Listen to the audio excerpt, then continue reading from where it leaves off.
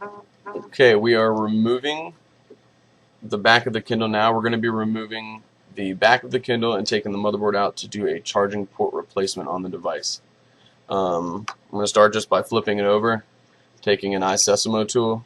You can get these on Amazon. They're around $7.99, $8, $8.99. Normally Prime shipped if you have a Prime account.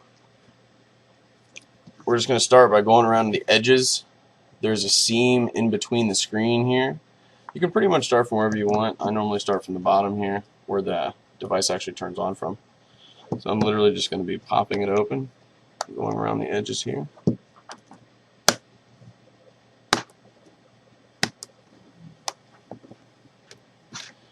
And I'm just going all the way up one side, go to the bottom, start again, and popping it all the way around. Do have to be careful. The little plastic clips will break if you push on them too hard. Alright.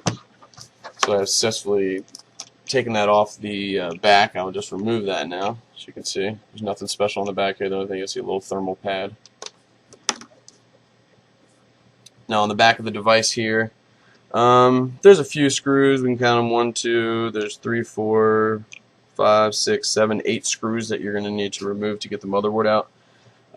First and foremost, I take the battery off, just without causing any kind of further issues. So we'll take the battery out. Now we are going to remove the digitizer cable, which is right here. There's 2 screws. They're larger than the rest, you'll see.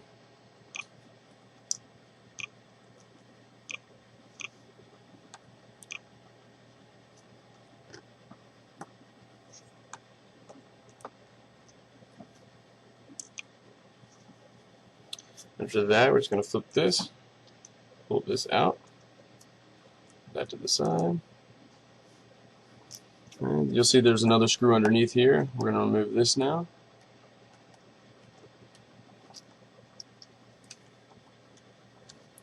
Another screw here.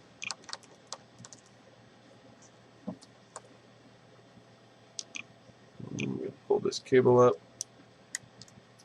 Pull this cable down here, which controls the actual light on the bottom of your Kindle.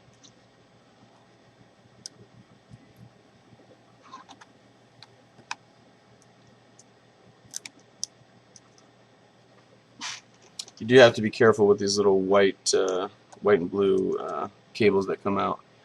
They have little strips of metal on the end of them that can actually bend off and break off pretty easily. We just have a couple more screws, 4 more.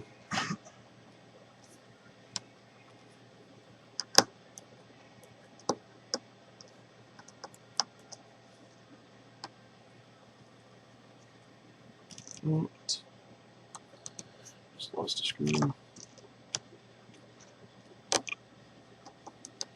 Right next to this screw, you're going to see the Wi-Fi cable. It's got a little brass end on it. It's a solid black cable that runs with the red, white, blue, and black cable. Alright, so we're going to remove that and just pop that off the little clip.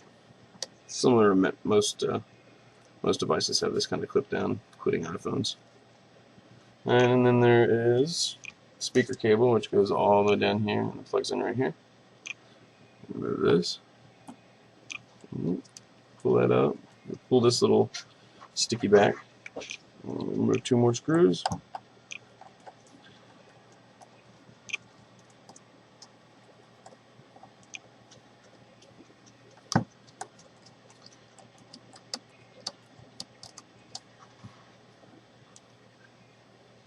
Okay, now we're going to pop that up. That's your LCD cable right here.